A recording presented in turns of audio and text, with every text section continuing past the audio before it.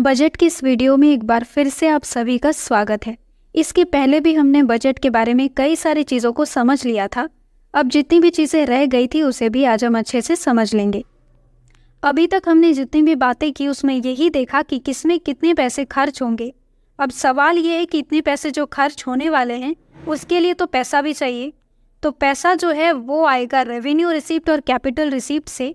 अब वो कैसे, आइए जानते हैं। ये जो ग्राफ है इसमें रेवेन्यू और कैपिटल एक्सपेंडिचर के बारे में दिखाया गया है। हम पहले खर्चे के बारे में बात करेंगे, फिर जो कमाई होगी उसके बारे में। तो देखिए यहाँ पर जो रेवेन्यू एक्सपेंडिचर है 2024 में 37 लाख करोड़ रुपए खर्च होने वाले हैं और जो कैपिटल एक्सपेंडिचर है उसमें 15 लाख करोड़ रुपए। अब 37 और 15 को जोड़ने पर टोटल 52 लाख करोड़ रुपए का बजट निकल के आया है। इसी 52 लाख करोड़ को जितने भी प्रोजेक्ट्स वगैरह हमने अभी तक पढ़ा उनमें डिवाइड कर दिया गया है। आप देख ही सकते हैं कि पिछले साल के कंपैरिजन में इस साल ज़्यादा ही खर्चा हो रहा है। अब बात करते हैं इसकी कमाई की, तो ध्यान से देखिए रेवेन्यू रिसीप्ट और कैपिटल रिसीप्ट। रेवेन्यू रिसीप्ट में 31 लाख करोड़ रुपए की कमाई हो सकती है और पहले हमने रेवेन्यू एक्सपेंडिचर में 37 लाख करोड़ रुपए का खर्चा देखा, तो इसमें ऑब्वियसली खर्चा ज़्यादा और कमाई कम है। कैपिटल रिसीप्ट में 16.9 लाख करोड़ रुपए होने वाली है और कैपिटल एक्सपेंडिचर में हमने देखा कि 15 लाख करोड़ खर्चा हो रहा है, तो कैपिटल रिसीप्ट में कमाई ज़्यादा है।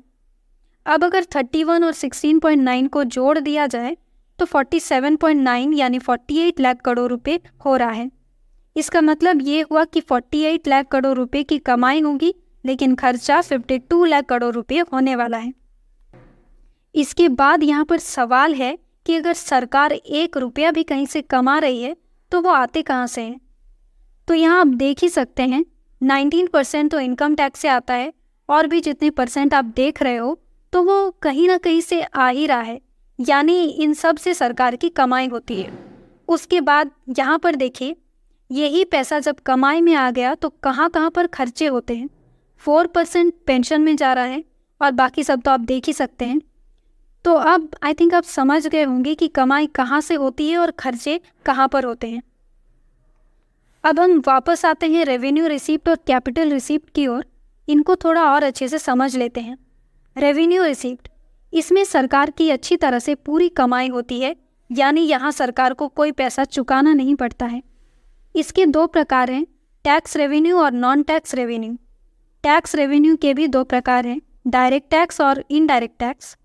डायरेक्ट टैक्स, इसमें जो इनकम टैक्स है तो जिसकी जितनी ज़्यादा इनकम होगी उस हिसाब से उससे टैक्स चार्ज किया जा रहा है।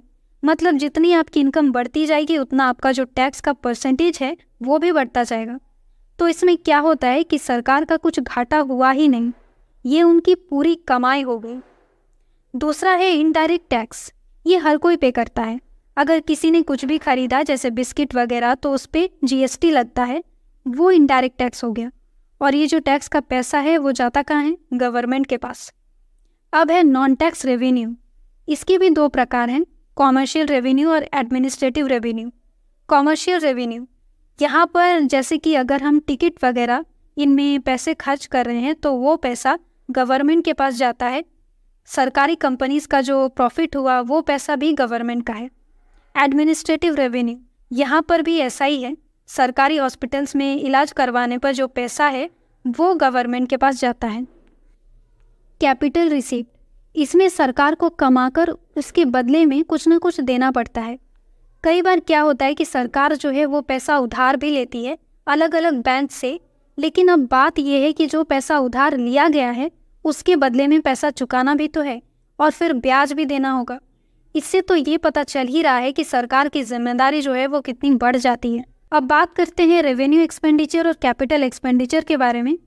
रेवेन्यू एक्सपेंडिचर, इसमें सरकार को पैसा खर्चा करना ही है और उसके बदले में उनको कुछ नहीं मिलने वाला, जैसे गवर्नमेंट जॉब्स करने वालों की सैलरी या फिर पेंशन्स हो गए और भी कई चीज़ें हो गई। तो ये सब जो है एक्सपेंडिचर हो गया। कैपिटल एक्सपेंडिचर, इसमें क्या होता है कि जैसे कोई बिल्डिंग बना दी गई तो उसके लिए खर्चा भी तो हुआ, लेकिन एक प्रॉपर्टी तैयार हो गई, रोड्स वगैरह बना दिए गए, तो इन सब का जितना भी आगे मेंटेनेंस होगा उसे पूरा करने के लिए वो रेवेन्यू एक्सपेंडिचर में आएगा। इसलिए इसको वन टाइम एक्सपेंडिचर भी बोला जाता है। इसके बाद चलिए फिस्कल डेफिसिट को भी समझ ले।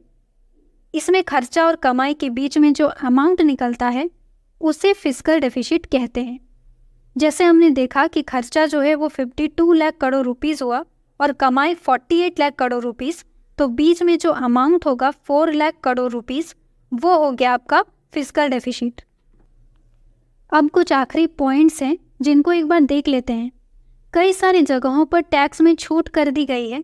जैसे मेडिसिन को अफोर्डेबल बनाया गया, उसमें 3 कैंसर मेडिसिन आते हैं। मोबाइल इंडस्ट्री में टैक्स कम करके 15% कर दिया है। गोल्ड सिल्वर को 6% कम कर दिया गया। सोलर सेल्स और पैनल्स को छूट दी गई। एंजल टैक्स को एबॉलिश कर दिया गया। इसमें होता क्या है, जब कोई अनलिस्टेड कंपनी किसी इन्वेस्टर को उसके फेयर मार्केट वैल्यू से हाई प्राइस पर शेयर जारी करती है।